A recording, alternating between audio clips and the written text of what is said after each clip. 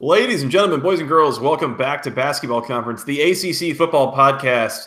My name's Joey Weaver. He's Mike McDaniel. Mike, first question.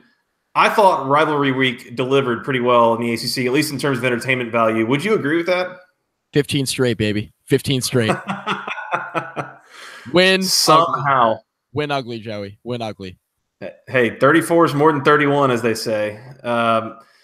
Yeah, this was a somewhat eventful week in the ACC. There were 9 games, and I would say that a lot of them were just not really all that close in a lot of ways. But there were a couple of these, Mike, that were really what I would call eventful.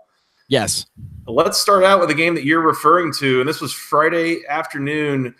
Your Virginia Tech Hokies 34, Virginia 31 in overtime, Mike. The streak is alive and well at 15 years. This game was wild as hell, and it is more apparent to me now than ever that Virginia Tech is so far in the heads of Virginia that they might never get out. I picked UVA, and I've never been more thrilled to be wrong in my entire life. Mm-hmm. Oh, man. 15 straight.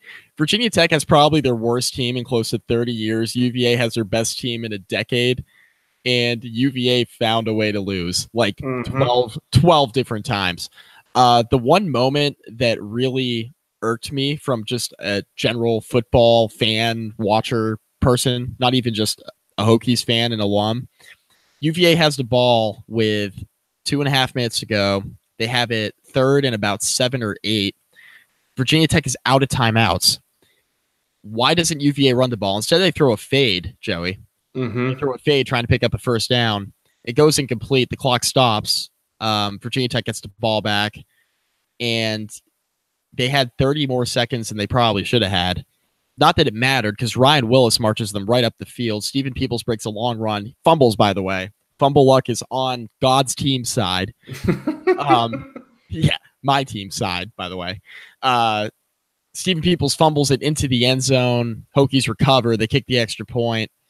It goes to overtime. Virginia Tech has 3 absolutely terrible play calls, kick a long field goal, go up 34-31, and then in true Virginia fashion, because they choked this game away like a bunch, but in true Virginia fashion, they fumble on a read option play that they've been running the entire game. Just complete miscommunication between Bryce Perkins and Jordan Ellis. Can't happen.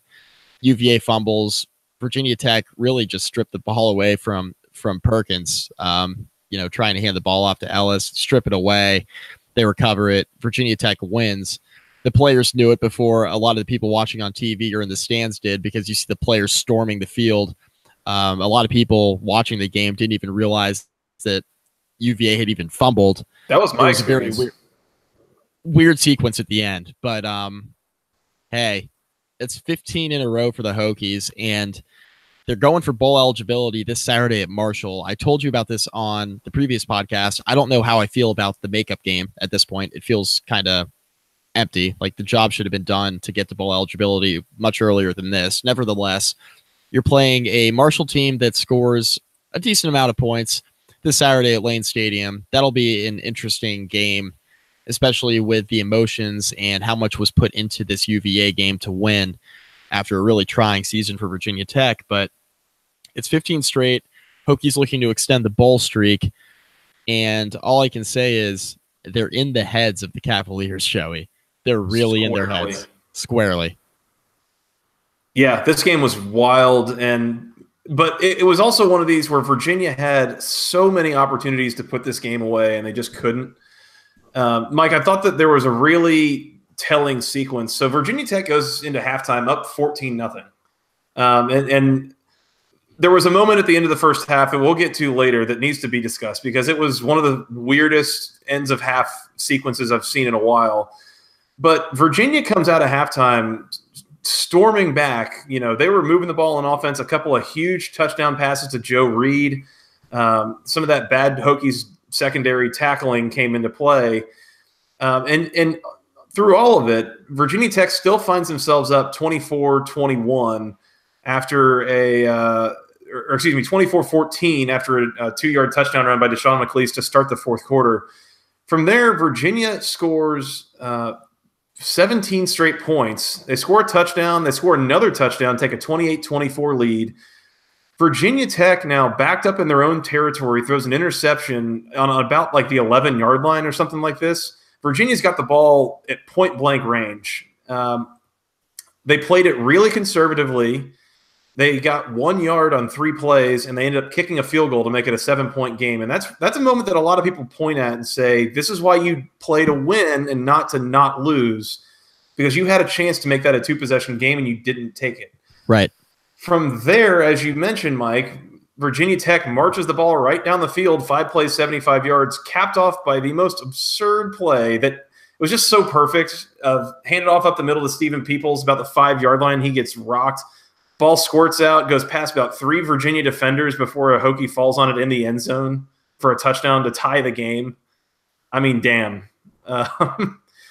There were a lot of weird moments in this game where, again, Virginia had all sorts of opportunities to put this away, and they just couldn't do it. And this is one of those that there was repeated multiple times on the broadcast and everything that if there was ever a time for Virginia to break this streak and get it done, this was it. This was the best Virginia team we might have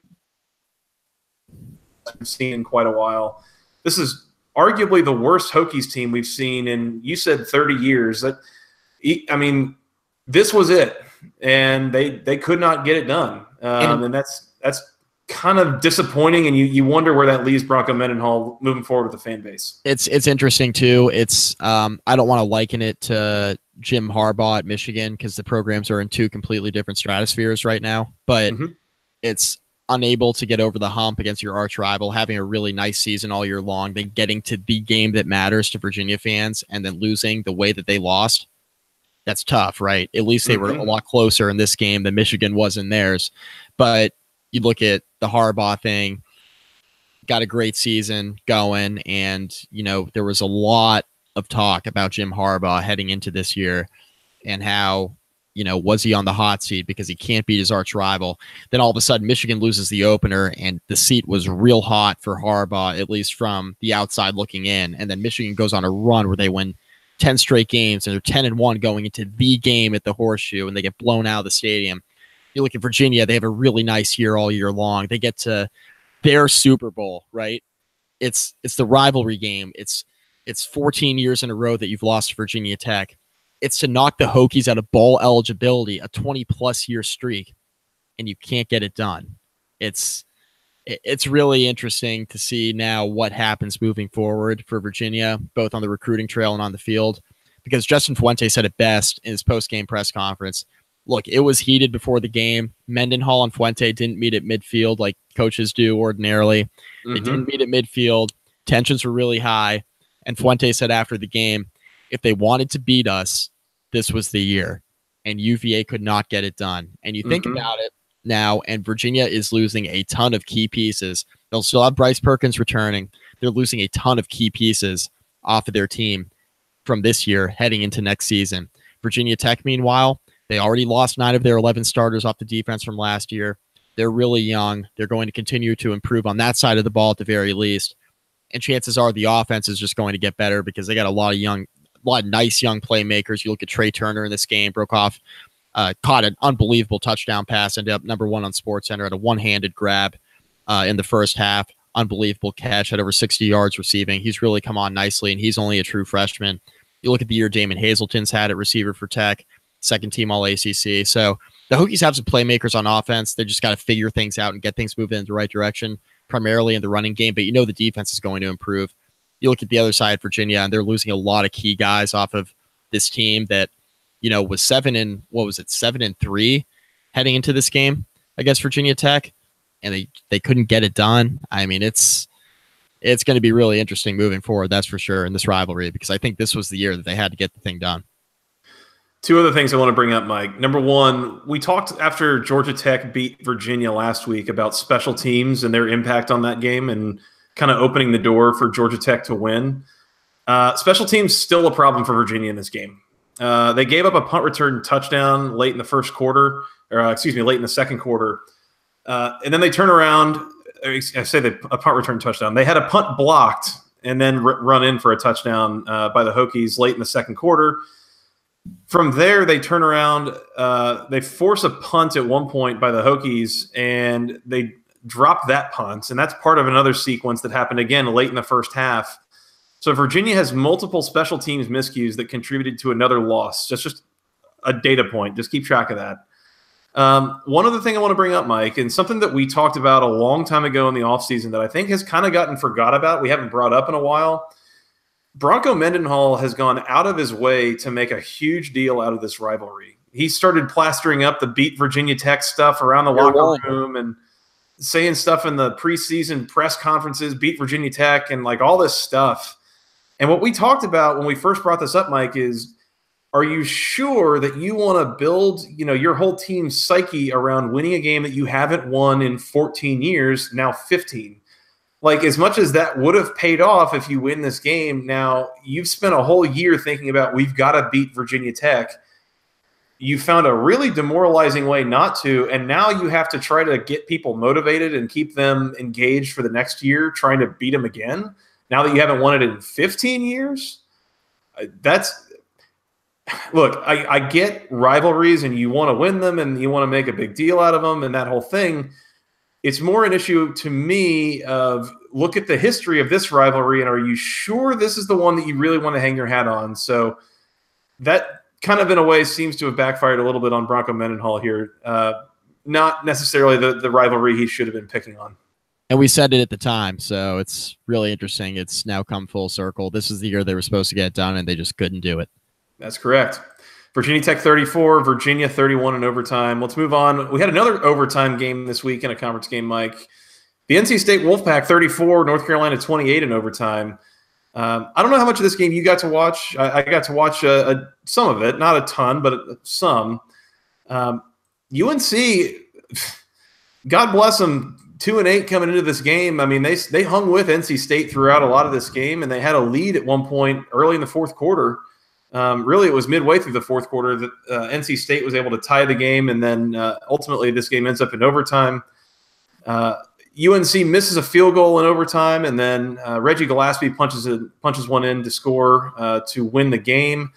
I use the word punches there very intentionally because immediately as he scored, it turned into a full-on brawl in the end zone of both teams. That was a whole ordeal, but yeah, NC State gets the win. They moved to 8-3, and UNC finishes the year at 2-9. It was fairly forgettable, and they have moved on from their head coach officially here, Mike.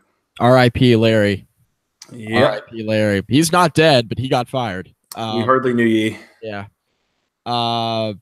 Yeah. This is where I make a CTE reference, right? Oh no! Careful. Oh no! Oh boy. We went there, and we're not regretting it. Yeah, and you know what? Why not? Let's burn Cade Fortin's red shirt on the way out. What the hell? Let's have him start the game and go 19 of 40 passing. 276. I mean, that's efficient with those 19 completions. Less than 50% of your passes, but you threw for 276. He also had a rushing touchdown. I like him a lot. I like him a lot. I don't know. He's got potential. He's got potential. I mean, he's not Daniel Jones or anything. Oh Lord. He's not freshman version of Daniel Jones, is he? Is he? He better hope not. Yeah, that's taking a turn. Anyway, yeah, this was really back and forth. Our buddy Will Thompson, who we always have on to preview and recap NC State, their season and everything else from backing the pack, he tweeted at one point, "This game is unacceptable and somebody should be fired for it." I don't know about all that, but NC State came back and won, so it's not the worst thing in the world. It was ugly for a while, though, and Ryan Finley did not look particularly good in this game. 16 of 28, 200 yards and an interception. Like you said, Reggie Gillespie, big day. 129, and he found 5 tutties.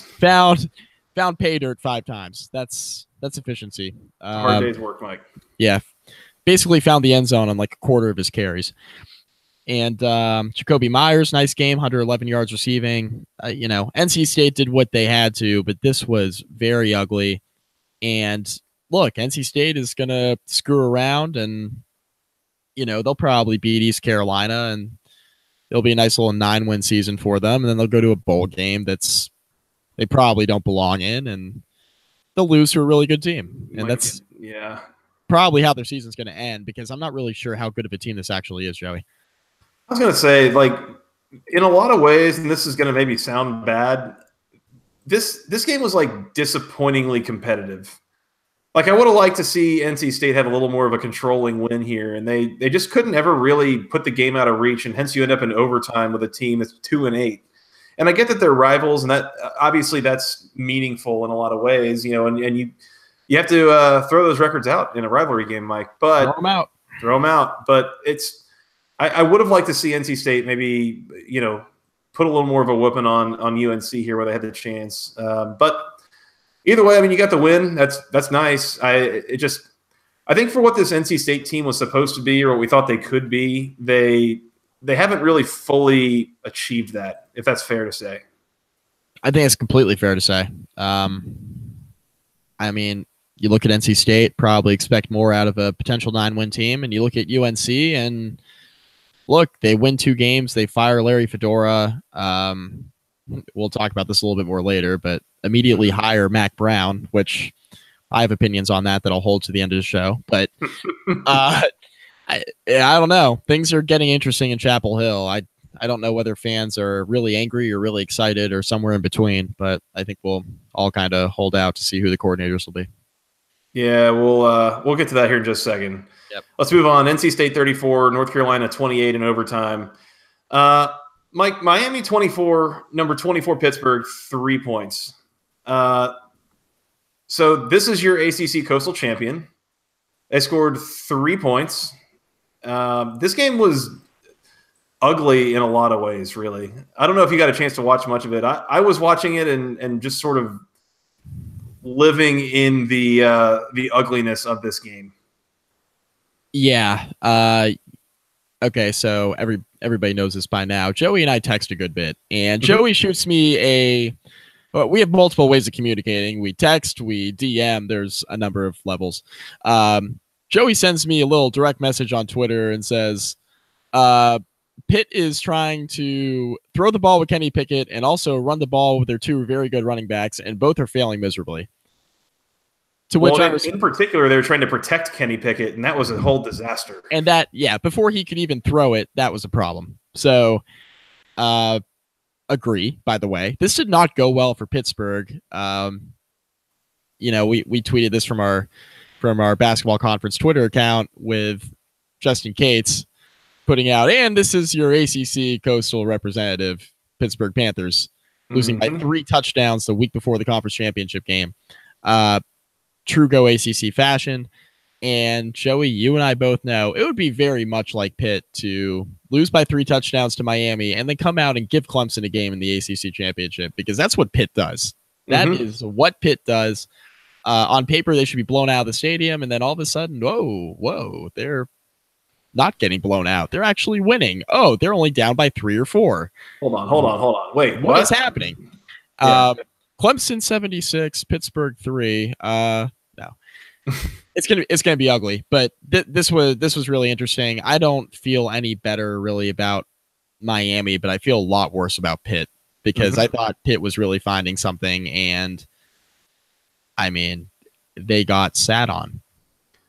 A couple of numbers I think that kind of explain this game, Mike. First of all, Kenny Pickett finishes the game with 9 carries for negative 34 yards. Because he was just getting swallowed up in the backfield constantly. Miami finishes this game with 6 sacks and 14 tackles for a loss on defense. Joe Jackson in particular had 2.5 sacks. I mean, Miami was all over Pittsburgh. This is kind of where Pittsburgh's at, is they don't have a particularly diverse offense. There's not a whole lot of things, a whole lot of ways they can beat you. And if their offensive line can't just dominate you up front, it's going to grind to a halt. Now, on the other hand, Mike, Miami finishes this game with 24 points, which is pretty good. They got help from a punt return touchdown from DJ Dallas. But worth discussing here, N'Kosi Perry finishes this game 6 for 24 for 52 yards. That seems bad. Not good. Not good, no. He's not the answer, I don't think. It's kind of not really seeming that way. Yeah. I was wrong. And seems that Cam was also wrong about that. But on some level, too, like you're starting to wonder if he's not the answer and Malik Rozier wasn't the answer. So what makes us think Jaron Williams is going to be the answer? Or what makes us think there is an answer, Mike? Like maybe just bad quarterback play is what we're going to get from Miami under Mark Richt. Bad quarterback coaching.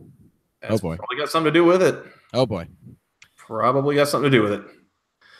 Yeah, ugly game for Pittsburgh, ugly game for Miami, but they end up winning by 3 touchdowns. So, I mean, it's a good win for Miami to kind of bounce back and finish at 7-5. And while we're talking about that, I just want to point out, so Miami and Pitt now both finished the season at 7-5, which is where Virginia is also finishing the season, as well as Georgia Tech and Duke. Whoops. 5 of the 7 coastal teams, Mike, finished the season at 7-5, because that is ACC as absolute hell. Bad conference. I love it. Bad conference and a really bad division. Yeah, you might say that. Virginia Tech, by the way, playing next week against Marshall to finish 6-6, hopefully. Which isn't too far off of the coastal lead, right? Or the coastal champ, Pittsburgh. Yeah, it's really not. It's really not. Yeah, I mean, 3 weeks ago, Virginia Tech still controlled their own destiny with as bad as they were playing. So that gives you an idea of how bad this conference really was this year and how bad specifically the coastal division was. Woof. Real bad. Miami 24, Pittsburgh 3. Let's move on, Mike. Wake Forest 59, Duke 7. Holy crap. What are the... Yeah. First of all, Duke only scored 7 points against a Wake Forest defense that hasn't been worth a damn in a while. And then Wake Forest turns around and runs up 59 points on them. Goodness gracious, Mike. I know this will shock you and it'll shock a lot of the people listening, but I'm still not a believer in Duke.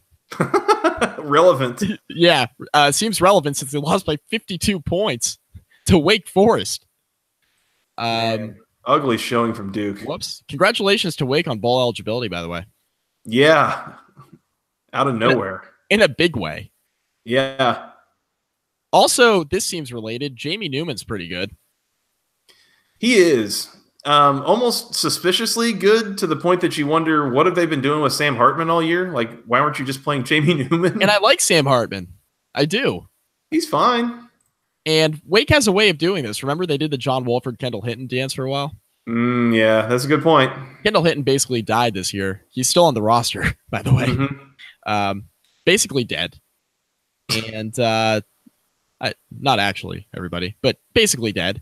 And Jamie Newman is now really good, and I'm interested for spring ball now. That'll be a lot of fun to preview because now Jamie Newman and Sam Hartman, who will probably be healthy by then, will now be duking it out for the starting quarterback job throughout the spring, throughout the summer, and well into fall camp next year. So that's something that we didn't necessarily expect.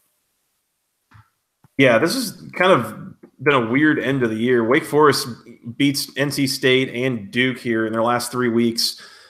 Jamie Newman, by the way, in those 3 games, combined almost 64% completions for 680 yards, 8 touchdowns, 2 interceptions. Yeah. What was that kid doing on the bench behind Sam Hartman the whole year? That's what I want to know. I wish I could tell you, but we've seen some precarious quarterback situations across the country all year long.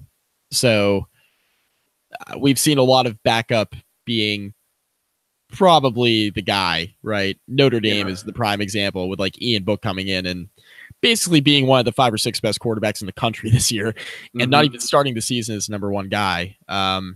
That's like the A example.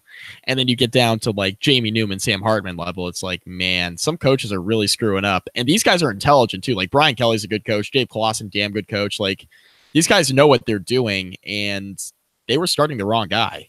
At least it seems that way. It's kind of looking that way. Yeah. By the way, Mike, this just in, we have a new episode of the Dorcher Porch. He was good. Real good. Yeah, quite good. 10 catches, 124 yards, and a touchdown. Added 15 yards on the ground and a 6-yard punt return. Greg Dortch, real good. And by the way, as a result, Mike, he is a double first-team All-ACC selection here as the all-purpose player on offense, taking over for – damn, I don't remember the guy's name. He's for NC State. Jalen Samuels. Jalen Samuels. Thank you. You're welcome. Jalen Samuels, that all-purpose position basically created for him, and Greg Dortch now takes that from him. First team All-ACC on offense and on special teams as the specialist. Greg Dortch, once again, a brilliant, brilliant football player, and you really should watch him if you ever get the chance. This has been another edition of the Dortch Report, Mike. Real good player. Mm-hmm. Duke sucks, by the way. Just want to sneak that one in there before we move on. They suck. We did bring this up though in the preview show. Was I saw some of the angles Duke was taking trying to tackle Pittsburgh a few weeks ago. Sure enough, Greg Dortch just a disaster for them trying to play any defense against. So, good on you, Greg Dortch. Good on you, Mike. Let's move on. Wake Forest 59, Duke 7. We've got a few other games here. We're going to kind of breeze through these a little bit more quickly. We got some ground to cover as well as some awards to give out and a couple of little news tidbits to hit on at the end. First off, number 20, Syracuse 42, Boston College 21. We thought this was a bad matchup for Syracuse. Boston College a whole touchdown favorite at home. Syracuse really took care of business. Eric Dungy really good. This is a really impressive showing for Syracuse, who now finishes the year at 9-3. BC couldn't keep up. They really couldn't. And AJ Dillon, 12 carries for 56 yards. Whoa. That was not what I was expecting. Bookmark that under things I didn't see coming. Mm-hmm. Thought he'd be able to run against the Syracuse defense, and not quite. Yeah, not at all. Eric Dungy, Syracuse legend, 21-34 for 362, 3 touchdowns through the air. He also had 34 yards and 3 touchdowns on the ground. So where we started having some questions about him mid-season. I was about to say. Questions answered. Yeah, remember that one about 4 or 5 weeks ago? That was fun for a minute. Yeah. They really missed him. And he didn't really play a ton in the Notre Dame game because he got knocked out pretty early. And like we talked about, it wasn't really going to matter last week with how Notre Dame just kind of suffocated them. But Eric Dungy was back and better than ever. And the Syracuse offense, much, much, much better against Boston College. So good win, good way to finish out the year. Yeah, this was a strong performance from them. And by the way, Mike, Boston College, don't look now. They're 7-5. Oh, surprise. It's all very new and surprising, right? Yeah, 7-5. That's BC. We had such hosts for you, Boston College. Syracuse 42, Boston College 21. Let's move on. Number 5, Georgia, 45 points. My Georgia Tech Yellow Jackets 21. And Mike, it was not that close. I regret to inform you. This game was 45-7. Thank God. Yeah, Wanye Thomas had another kickoff return for a touchdown, and that was the only points that Georgia Tech scored in the first 3 quarters.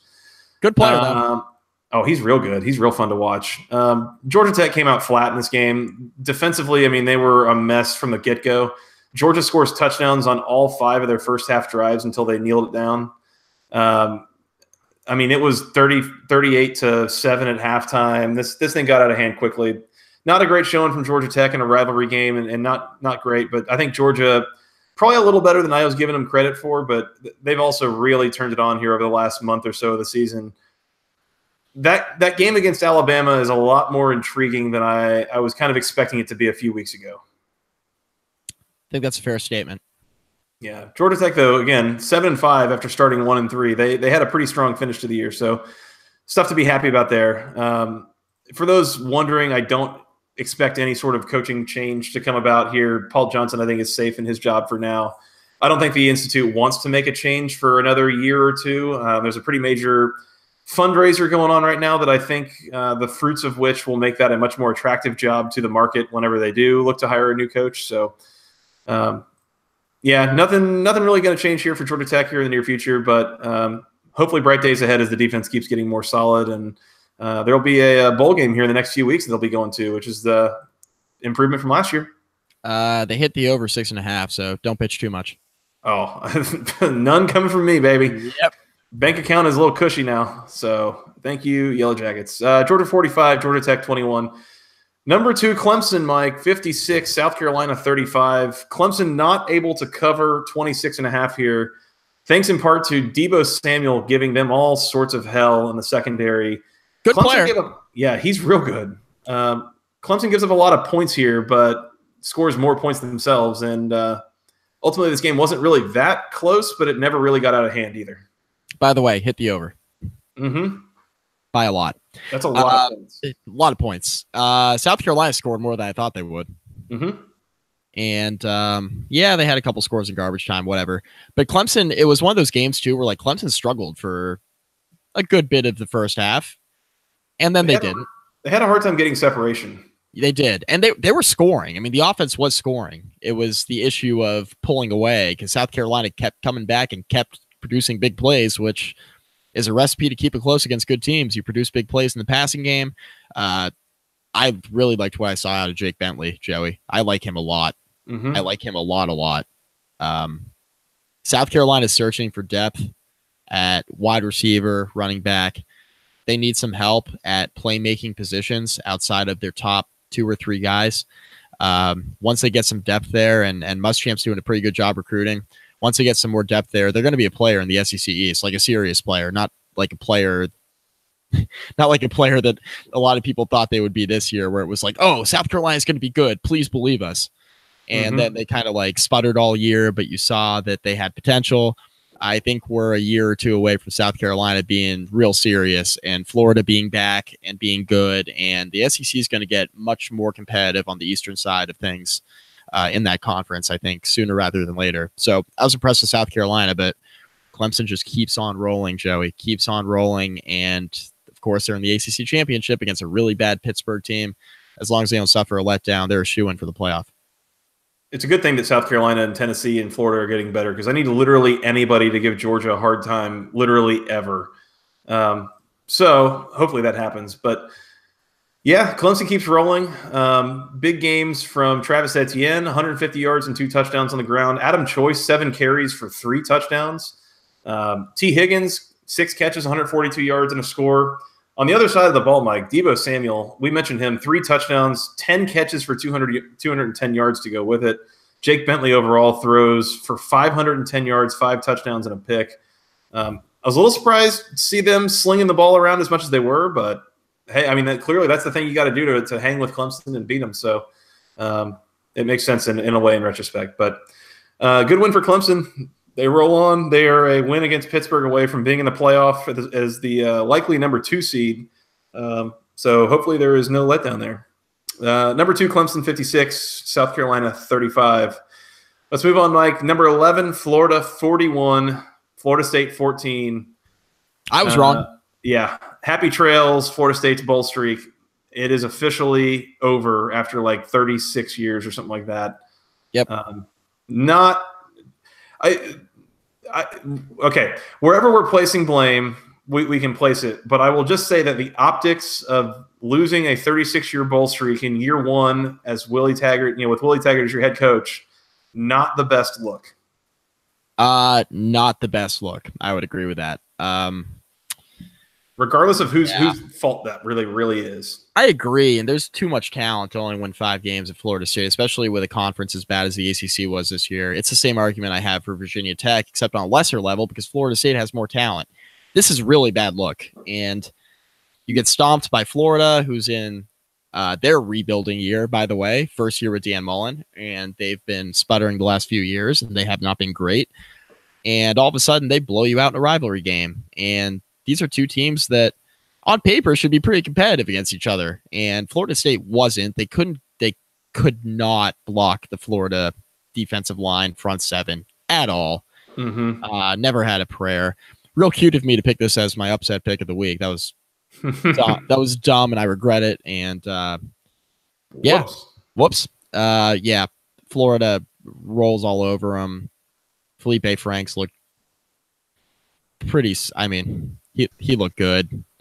Jordan Scarlett, man, Florida's decent. Florida State's not good, by the way. Yeah, no, they had a rough year. I just saw something tonight about the whereabouts of Florida State's offensive linemen on the Pro Football Focus offensive line rankings. Bad. Cover your eyes. Cover your eyes. I think it's like upwards of 800 some linemen that they ranked throughout the year, and Florida State I think had 3 that were like outside of the top 800. I think they had the 2 single worst that were rated, as well as another one in the bottom 50 or 60. I mean, you got to get working on that if you're Willie Taggart. By the way, one more thing we need to really talk about here, Mike. I am officially a victim in this game of a bad beat. My pick of the week was this game to go under 52 points, and I'll be damned if Florida doesn't have a 34-14 lead, with 5 minutes left in the game, and next thing you know, Jordan Scarlett with a 9-yard touchdown run. Ugh. But at least you didn't take LSU money line like I did. Oh dear. So that's okay. I'm on your side on that one. There we go. I have opinions on that. Yep. Which we'll hold for our SEC podcast. Yeah, that one that we're doing next. Yeah. So much salt. That's right. That was not good. Anyways, Florida 41, Florida State 14. Last one, Mike. Number 15, Kentucky 56, Louisville 10 points. Fading Louisville continues to be profitable, and the Cardinals continue to lose. And thank God the whole season's over. They finished the season 2-10. I'll say what I said before. I kind of thought that they were going to be bad. I didn't think that they were going to be this bad, Mike. This is a next level of bad and incompetence that is even more than really what I was ever thinking it was going to be. Yep, pretty bad, and we're 2 nights removed from this game, and I think Benny Snell just scored again. Yeah, so as predicted by the two of us, Louisville could not stop Benny Snell, literally one of the only good players on Kentucky's offense. So that went poorly for Louisville, and Louisville is setting all sorts of defensive records, and not in a good way, and we'll get into that shortly. In fact, we might as well just get into that right now. Kentucky 56, Louisville 10. Mike, the Brian Van Gorder Memorial You Tried Award, not only of this week, but perhaps just of the entire year. Is that fair to say? I think that's completely fair to say, Joey. And only appropriate that Brian Van Gorder himself is getting this award. Yeah, Brian Van Gorder is getting the You Tried Award here, and I'm going to pull this up on Twitter. I'm, as usual, not nearly as prepared as I should be. Here it is. Found it. Louisville's 2018 defense finishes as the worst in school history. This is from Mark Blankenberger, radio personality there down in Louisville. Louisville's 2018 defense finishes as the worst in school history. Most yards allowed ever, most points allowed ever. 6.88 yards per play is also the worst yards per play average in 100 years of football at the University of Louisville. And Mike, they've had some bad football teams at Louisville. If you want to go back to like the 70s and the 80s. Whew. And they were even worse this year. And the first reply to the tweet. So you think Brian Van Gorder's job is safe? No. Answer's no. Clearly that guy said that tongue in cheek in the reply to Mark, but yeah, no, job's not safe, by the way. And yeah, we also threw this around with Ethan Moore. Remember when we said that Brian Van Gorder is a step up from Peter Sirmon? And we were like, pretty sure. They probably should have just kept Peter Sirmon. I mean, we said it couldn't really be any worse. And yet, here we are. I honestly, Mike, I was going to add this too, is I think I'm probably going to start walking back my theory that they should consider keeping him until next year just for the sake of continuity. Now, the fact that there's not going to be head coach continuity is obviously going to help accelerate that whole process. But even if he were, maybe, you just take your chances in getting someone else because it can't get a whole lot worse than that. Correct. What a disaster. So congratulations, Brian Van Gorder. You tried to put together a functional, passable defense, and instead you set school records in the worst ways possible. Congrats. Bad. Dumpster fire of the week, Mike. Can we talk about Duke giving up 59 points and losing by 50 to Wake Forest? Like, it's one thing to lose this game, and I get it. Like, Wake has been kind of dangerous at times this year, and they knocked off NC State on the road a couple weeks ago. Wake has not beat anybody by 50 points good. They didn't beat Tulane or Towson by 50 points earlier this year. Yeah, and I don't have a ton to add to this in addition to what I already said when we were recapping the game itself, but I will say this. Duke's bad. I told you so. Duke has really fallen apart here over the last month or so of the season. They looked like they were honestly one of the more decent teams in the conference, I guess. I mean, they started the season 5-1, They won all 4 of their non-conference games. Army at Northwestern, that's your Big Ten West champion. At Baylor, NC Central, they lose to Virginia Tech. They win at Georgia Tech, and at that point, they're 5-1, Mike. And since then, loss to Virginia, loss at Pittsburgh, win at Miami, win against North Carolina, loss at Clemson, loss against Wake. I think this might have, honestly, if I'm really trying to diagnose this, I think this might have been a bit of a they got flattened by Clemson kind of scenario, and it might have beat them a second week in a row. Yeah, this don't lose twice to an opponent, to the same opponent, right? Like, don't lose to the same opponent twice 2 consecutive weeks. But also don't lose to Wake by 50 damn points. But don't lose to Wake by 50 plus. Not a good look to lose by 8 touchdowns. No, it is not. So dumpster fire of the week, that goes to you, Duke. And Mike, last one, the Go ACC moment of the week. Damn, I was beside myself laughing at what was going on here. This is the ending sequence of the first half in the Virginia Tech game. That's my quarterback, Ryan Willis. Oh, it sure is. Okay. So Virginia Tech kind of trying to bleed the clock out. Virginia seems like they're going to let them. And then with like 9 seconds left in the half, Virginia calls a timeout, and they're going to make Virginia Tech punt. So some weird clock management there. So then Virginia Tech does punt. Virginia muffs the punt. Virginia Tech falls on it and is like kind of on the edge of field goal range. So good on you, Virginia, for screwing that whole thing up. Well, then Virginia Tech runs a play, throws a terrible interception. It's basically thrown into the flats, and Virginia is taken off down the sideline like they're going to score a touchdown in the most unfathomable way. Ryan Willis, the quarterback who threw this interception, turns around and bowls over the official standing behind him, who's kind of in the way, and then proceeds to run down and tackle the intercepting ball carrier at like Sunshine the 10-yard style. Sunshine style, like you mentioned in the before we hit record. Yeah, he literally, like the way that Sunshine is blocking guys in the winning play on Remember the Titans, he ran through the official and just kept going, like didn't even stumble or anything.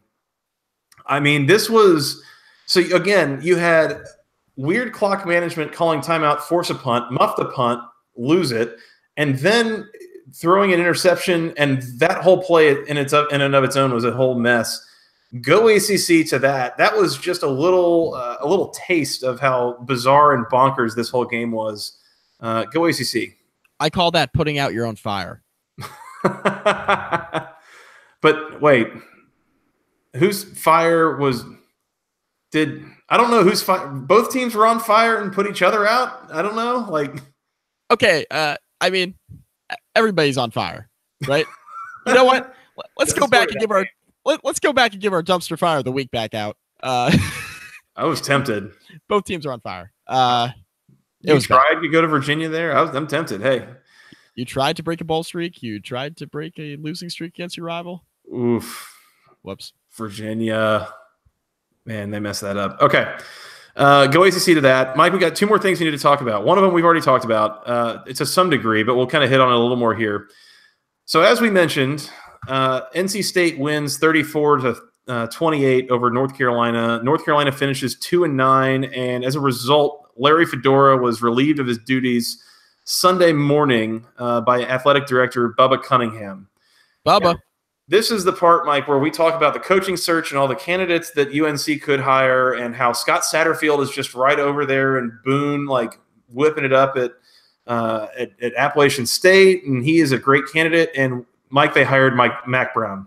They hired Mac Brown like as soon as possible. Like, it was like 24 hours. Yeah, and Bill Connolly from SB Nation tweets out that, you know, they rushed to hire Mac Brown. Like, Mac Brown is the hottest coaching candidate on the market. It was like they're going to miss out on him. Yeah, like they're going to miss out. Even though he's been out the game like 10 years, right? Plus, maybe. I don't know. I don't know how many years it is exactly, but he's been out the game a while.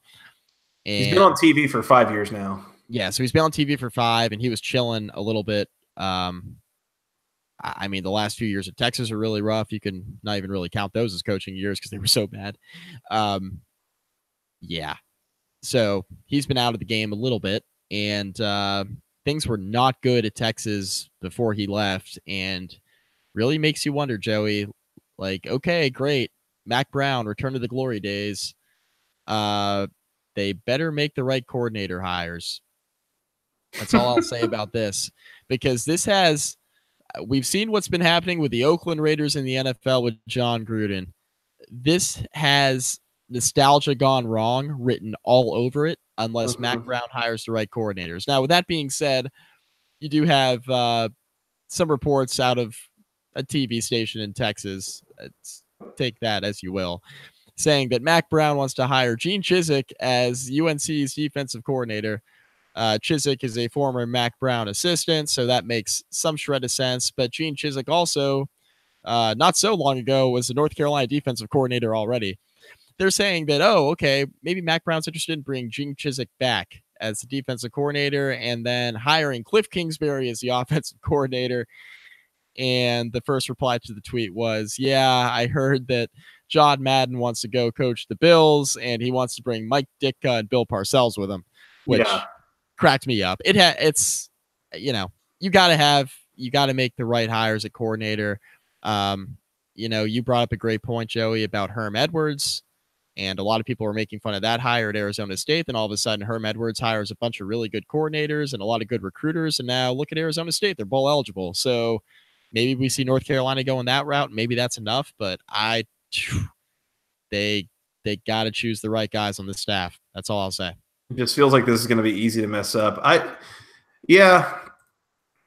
don't get this, Mike. This does feel a little bit like oh, hey, they can do it. So can we. And I don't know. I don't know what you're doing, North Carolina. This seemed like it was just like a slam dunk kind of thing. Go get Scott Satterfield, who's done really well at Appalachian State, who's clearly ready for a bigger job, a bigger gig. And instead they go get a guy who's been on TV for 5 years and who Bill Conley points out, if you really listen to some of the analysis that Mac Brown has been giving, it kind of explains why he's been on TV and not in coaching. Yep. It's not a lot of like new age football level analysis stuff that would make you feel good like he really, really is going to be able to put together a competent program. So, we'll see, but this feels like a weird hire. There was a couple of points made too on Twitter. Kelly Quinlan in particular, the Georgia Tech Rivals site owner, he makes the point that throwing the name around Mac Brown was maybe the only way that UNC could have gotten the booster money necessary to fire Larry Fedora. So maybe that's part of this to some degree, but I do not understand this move at all. Feels like there's a decent chance that this is going to blow up in their faces. I don't know. The idea that they're going to bring in Mac Brown, he's going to bring OC Cliff Kingsbury and DC Gene Chizik in town is like absurd to me. Like, really? Gene Chizik, who also hasn't coached the last 2 years and seems perfectly content running like a chicken tender shop somewhere. And Cliff Kingsbury, who's going to be wanted as OC by literally everybody and every team, both college and pro, that needs an offensive coordinator. Yep. And you're going to tell me that UNC is going to be the one that's the most attractive to him? Okay. Yeah, I think Chizik, the Chizik as the defensive coordinator, has a much better chance of happening than Kingsbury as the offensive coordinator. Kingsbury is going to have all the options that he wants because he is a good coach. He probably wasn't ready for that Texas Tech job when he got it, and I think that kind of manifests itself over the years. I think it was 6 years he was there. But I think Cliff Kingsbury will go and be an offensive coordinator somewhere. He'll be really successful. He'll get another head coaching shot. I think, he's too young not to. His offense is too good. He could get it right the second time with a little bit more seasoning.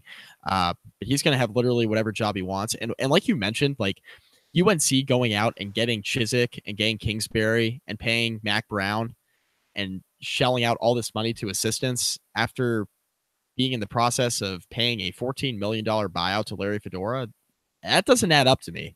All of a sudden, you're going to be spending a boatload on assistants after paying a huge buyout. This is going to extend for a while because they're paying a couple million a year to Larry Fedora. This is going to extend for a while. Larry Fedora is not getting it all up front. So you're going to continue to pay this. And while that's happening, you're going to pay all your coordinators a lot of money in this scenario. Don't see it happening. I don't think either Chizik or Kingsbury, truthfully, ends up at North Carolina. But I think if you had to put your money on one guy, put it on Gene Chizik. Don't put it on Cliff Kingsbury. I think he's got much greener pastures in North Carolina if he wants to be a coordinator. Absolutely. It's one of those things where I think if Gene Chizik is going to get back into coaching, it's probably in this gig. Right. If Cliff Kingsbury wants to go coach somewhere else, it will probably be elsewhere. Let's just put it that way. Right. And so, yeah, I agree with that. Mike, one more coaching search we got to give an update on. Louisville also has a head coaching vacancy. We have no update. No update, which It has is been interesting. Yeah, it's been like awkwardly quiet for a job that's been open for a few weeks now, and there was a pretty obvious number one candidate in Jeff Brom, and you're just not hearing anything out of this. And I'm really, to me, the idea that it's this Monday and regular seasons are over and all that, the fact that we haven't heard anything tells me that I'm not so sure this is going to be Jeff Brom at this point. It feels like if that was going to be the case, we would have been hearing something, or at least some sort of rumblings and rumors about, oh, they got a deal in place, and oh, there's a press conference being called, and oh, there's a flight tracker going on, and blah, blah, blah, blah, blah, blah, blah, blah, blah. And there's been none of it, Mike. Nothing. And maybe this is just me being naive, but what's also interesting is that Jeff Brom comes out after Purdue's loss this weekend and says, Purdue's where I want to be, which coaches say that, right? And you don't always take it at face value. He seemed genuine when he said it, like real genuine, like he actually wanted to be there. Not Tom Herman on the field being like, oh, I'm the Houston coach, when he basically already signed to Texas. This feels different, and there hasn't really been any news at all, which, look, Purdue season's over, Louisville season is over, so what's the holdup, right? Mm-hmm. That's all I'll say about that. I don't know if it's going to be Jeff Brom. If it's not Jeff Brom, who are Louisville's other choices? Like, do they even have a short list outside of Brom, or was it Brom or bust? That's what I'm curious about moving forward. If it's not Jeff Brom, if he ends up re-upping at Purdue, they move heaven and earth to keep him. That would be great for college football. I'd actually prefer Jeff Brom to stay at Purdue. I think it's good for the Big Ten. It keeps things really interesting there. But as far as Louisville's concerned, like, who else is there that they're going after? And what does the short list look like if there is one at this point? That's going to be really interesting to watch. But having no update at this time is a shock, because you and I were pretty convinced that Jeff Brom was going to be the guy and it was going to happen sooner rather than later. And now all of a sudden it doesn't look like it's going to happen at all. Yeah. One thing to keep in mind here, Mike, is that Louisville's athletic director, Vince Tyra, he was recently hired to replace Tom Jurich. Vince Tyra doesn't really come from like an athletic administration kind of background. It's more of a standard, just like businessman kind of background. And so I don't know necessarily what his strategy is here. I think there's been some chatter that he stated he wasn't going to talk to anybody while the regular season was still going on and all this stuff. And I get that, but at the same time, that doesn't stop other athletic directors from talking to the people that, work for some of your candidates or something like that, where you're kind of back channeling this. So that's an option, but we're not really seeing or hearing a lot of fruits of that. So I'm curious to see kind of where he goes on this coaching hire. I mean, he made a great basketball coaching hire, coming and getting Chris Mack out of Xavier, something that a lot of people hadn't been able to do for a lot of years. So that gives me some positivity, and I guess I feel good about that. But I am curious to see how well he's able to land a good candidate here, whether it is Jeff Brom or if he's going to start looking at a Neil Brown down at Troy. One of the interesting things to know about him is that he played and coached at Kentucky. So, up to them on whether or not they want to bring in somebody from the rival side. It's been done before. That's fine. I don't know. I'm curious to see where they go with this. I really would have thought there would have been something more that we would know by now, but that is not the case, Mike.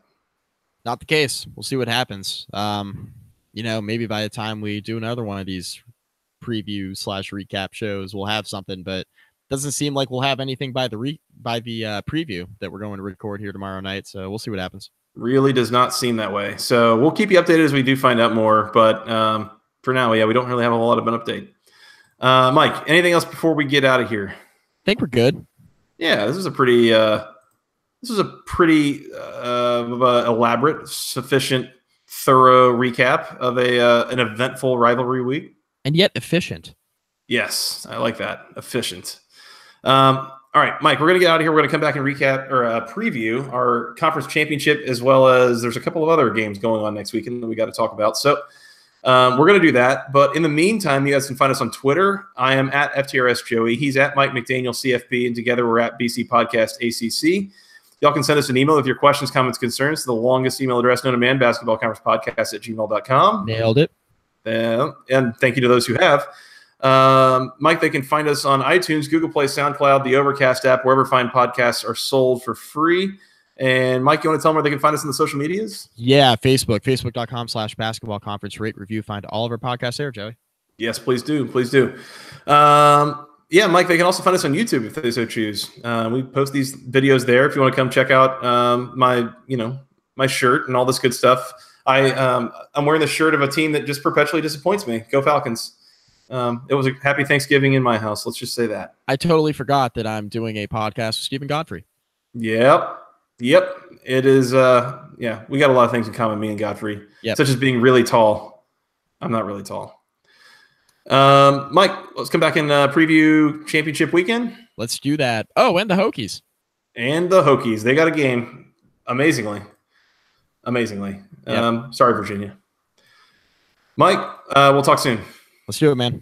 All right. Well, until next time, for Mr. Mike McDaniel, I'm Joey Weaver. Thank you guys so much for listening. We'll talk to you again soon. And until next time, go ACC.